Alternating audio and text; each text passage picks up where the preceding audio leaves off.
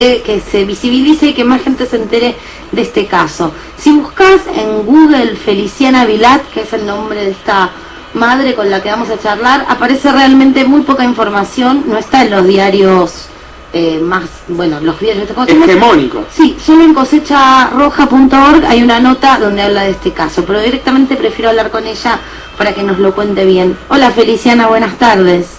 Buenas tardes, ¿qué tal? Muchas gracias por llamarme. No, muchas gracias por hablar con nosotros. Bueno, es difícil desde ambos lados hablar de esto, pero me parece importante, primero, que la gente lo sepa, visibilizar y ver si puede ir mucha gente el martes para ejercer presión por este fallo. Empecemos desde el minuto cero, más o menos contar bueno, yo te escuché hablar, pero digo, sin agregarle morbo, porque no hace falta y porque también es revictimizar a las víctimas, pero contar qué es este caso y qué pasó. Bueno, este caso voy a hablar puntualmente, el caso que estoy llevando en este momento, que es el abuso sexual que sufrió mi hija mayor por parte de su progenitor. Comienza con el relato de mi hija, al momento que ella tenía 4 años, en el mes de abril de 2010. Bueno, fue un relato muy contundente de parte de la nena. Al día siguiente realizo la denuncia penal correspondiente en el juzgado 31. Fueron 5 años de instrucción, siendo y viniendo cuerpo médico forense, psicólogos, psiquiatras, cámaras GESEL. Bueno, realmente es una etapa muy desgastante. Bueno, nuestro sistema judicial considera que así debe ser. Hay que probar, digamos, seas adulto o niño, que por supuesto hay que probar la justicia, pero hay como un extra de que hay como una base en la que no te creen, en la que hay que comprobar lo que estás diciendo. Es cierto que la niña no miente, o sea, una situación espantosa además de lo que pasa. Exacto, es muy difícil desde el minuto cero que una mamá se acerca a hacer una denuncia de este tipo.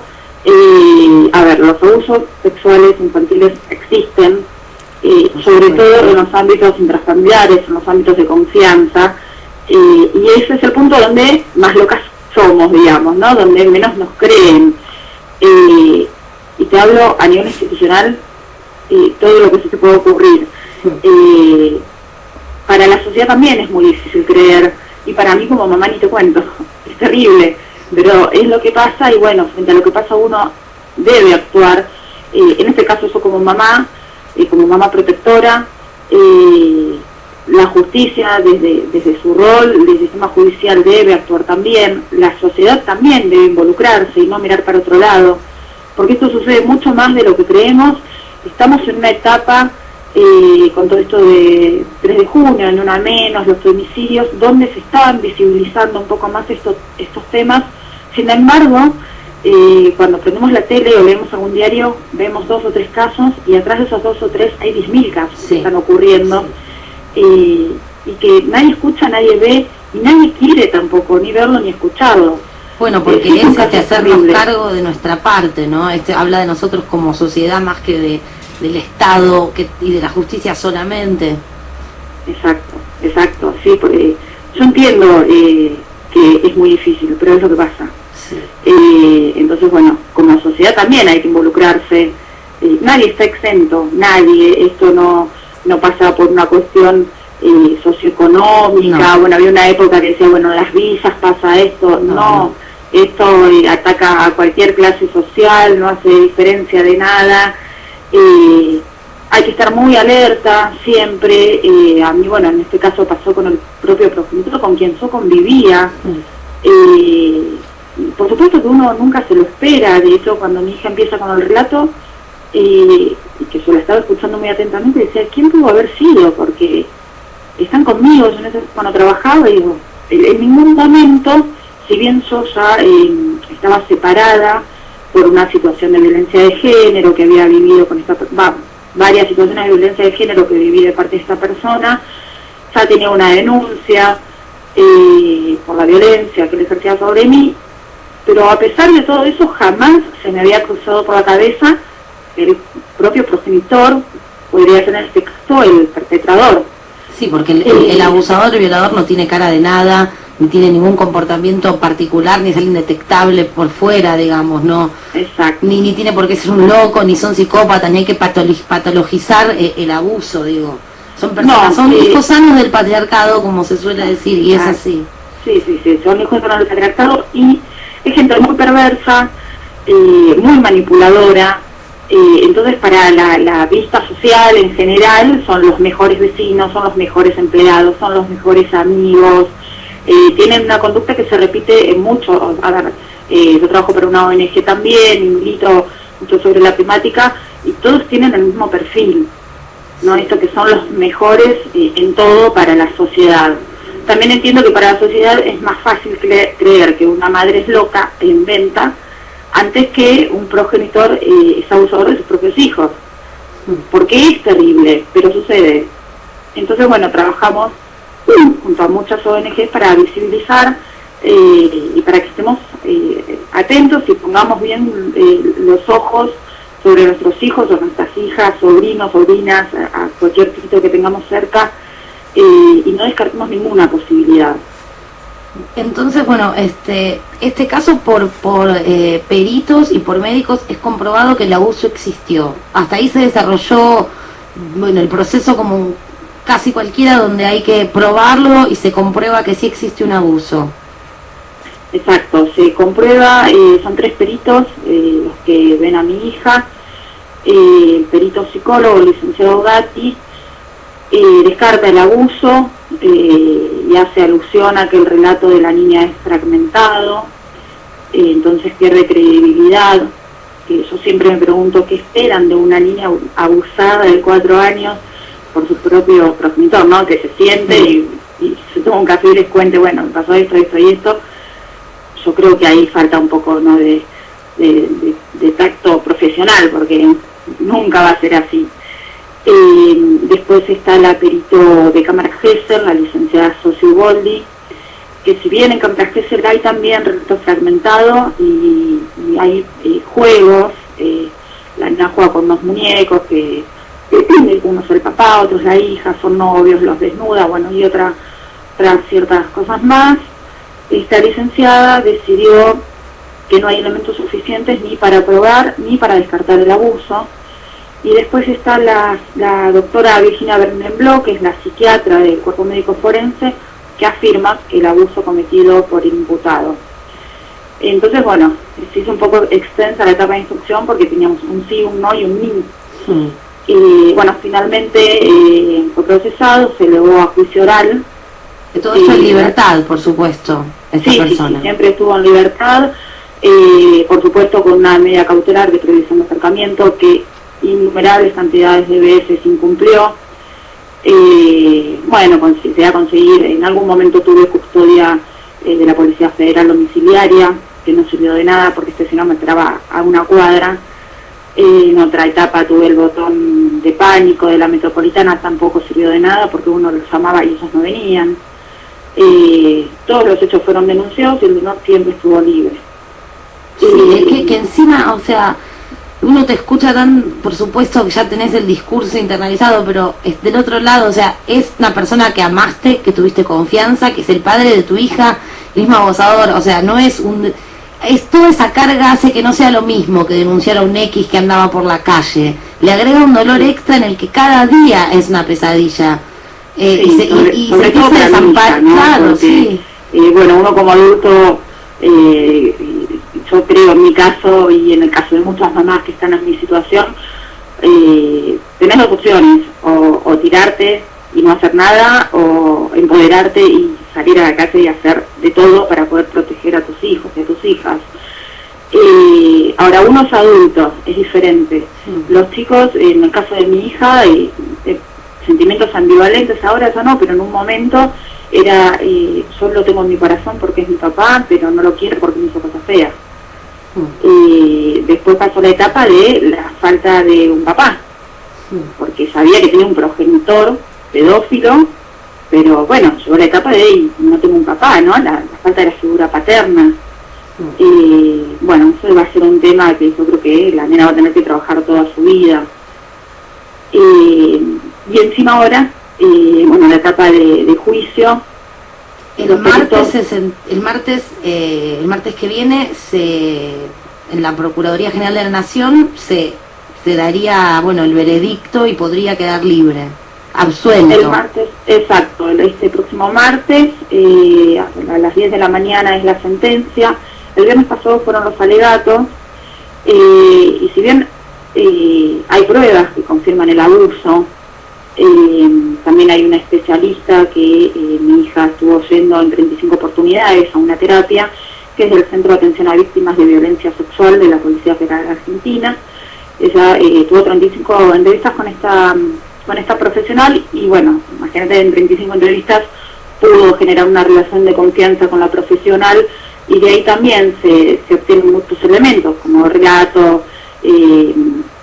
emociones, hay dibujos, hay gestos que hace la nena, señala. En general se coincide que es bastante claro eso, sobre todo en ese tipo de juegos y dibujos. Los chicos en general no mienten, siempre dejamos el margen porque, bueno, sí, todo es posible, pero en general es bastante claro. Y te pregunto, ¿qué es esto del síndrome de alienación parental, que es una de las excusas o de las explicaciones por la cual se desestima también para una parte este abuso? El síndrome de alienación parental no es un síndrome en realidad, porque está rechazado por la Organización Mundial de la Salud. El SAP es inexistente, es ilegal, así lo ha determinado la Asociación de Psicólogos de Buenos Aires, también la Federación, diputados también lo han rechazado, senadores. Sin embargo, los profesionales lo siguen utilizando. No lo nombran porque saben que no pueden, es antiético. Sin embargo, yo personalmente en las audiencias de debate oral he visto como los mismos profesionales han hecho referencia al SAP, cómo lo hacen sin nombrarlo. Inducción por parte de la madre, la madre es una falsa denuncia, exacto, le llenó la cabeza. Los chicos no pueden mentir, los niños y las niñas no pueden mentir sobre algo que desconocen. Eso está clarísimo. ¿Habrá algún caso de falsas denuncias? Son las menos. O sea, hay un mito sobre las falsas denuncias. Yo siempre me pregunto qué pensarán estos profesionales que creen en que una mamá un día se levantó y dijo, bueno, ¿qué puedo hacer hoy? Tengo tiempo libre, bueno, voy a inventar esta denuncia y lo voy a llevar adelante durante casi 6 años. No es fácil sostener. No, es muy claro. Lo preocupante es en qué puede terminar esto. Bueno, el martes se daría la sentencia. En caso de que fuera lo peor, que quedara absueltos, ¿pueden seguir apelando? ¿Cómo sería la otra instancia en caso de un fallo espantoso como sería ese? Sí, en caso de una condena absolutoria se apela y se sigue en casación. A mí lo que quisiera aclarar, porque tengo este temor de la absolución, porque el fiscal que está presenciando el juicio es el doctor Juan José Sirimoldi, digamos que es de la parte acusatoria. El fiscal es quien debe velar por los derechos de los niños y las niñas. Este fiscal, lejos de acusar, pidió la absolución del imputado, y lo más terrible es que no solo no escuchó la palabra de mi hija, sino que tampoco escuchó la palabra de los peritos, porque en sus alegatos prácticamente no los nombra, se basa mucho en una testigo que cebó la otra parte. Por supuesto que yo presento testigos de mi parte, van a hablar que soy la mejor mujer y madre del mundo. Bueno, yo personalmente no presenté ningún testigo, la otra parte sí, y bueno, el fiscal hizo mucha referencia a esta testigo, Laura Firpo. Se trata de una ex amiga mía de toda la vida, desde nuestra infancia. Cuando yo descubro estos delitos de abuso sexual, esta mujer decidió ponerse del lado del pedófilo. No se conformó solo con eso, sino que salió como testigo de parte de él. Hablar, por supuesto, de lo loca, sucia o prostituta que soy yo, que es lo que pasa en todos los juicios. Sí, por supuesto, es con lo que se meten con todas las mujeres en este tipo de situaciones. Digo, es la historia de siempre, pero el tema es que no podemos acostumbrarnos y pensar, esto es otro caso más, es una noticia que va a pasar. sí se puede hacer algo. Pienso que hacer presencia y estar el martes ahí a las 9 a la mañana puede servir para algo. Bueno, nosotros estamos convocando para el martes a las 9:30, es en la base 1171, hay atrás un montón de organizaciones de derechos humanos, de sobrevivientes de víctimas de abuso sexual, de la infancia, que están pasando esta causa. Hemos creado también una página en Facebook que se llama Justicia por Feliciana Vilat, y también en Twitter Justicia por Feli, para poder visibilizar y no quedarnos con esto, ¿no? Es un caso más, bueno, hay un fiscal que está haciendo mal desempeño de sus funciones, bueno, no importa, seguimos para adelante. Hoy se trata de mi hija, mañana se puede tratar de la hija o del hijo de cualquiera de las personas que nos esté escuchando. Entonces, creemos que como sociedad hay que poner un punto a todo este sistema patriarcal que siempre termina acusando a la mamá. Sí, las madres que están locas y solo quieren destruir a los varones y por eso hacen pasar los hijos por todo eso, arruinándoles la vida, ¿no? Porque lo están inventando. Es increíble que haya que hacer, o sea, bueno, entonces repetimos, el martes a las 9:30 de la mañana se puede por lo menos estar ahí, hacer presión, y si no, bueno, seguiremos en contacto con vos, mientras más gente lo sepa, quizás esa presión sirva para algo, pero por lo menos es saber qué está pasando y no dejar de... Bueno, al menos conmoverse, prestar atención a lo que le pase al otro. Feliciana, te mandamos un abrazo, no hay palabra que tenga sentido, la verdad, decirte gracias por lo que haces, porque sin duda es por todas las que vendrán también, siempre, parece que va a pasar siempre, entonces estar ahí haciéndolo es un gran trabajo, en fin. Bueno, gracias a ustedes por escucharme, por el espacio. Muchas gracias. Un abrazo. Bien, charlamos con Feliciana Vilat, la madre de esta niña que fue abusada, y que el martes se puede, bueno, por lo menos hay otra instancia donde se puede apelar, pero la verdad es un bajón.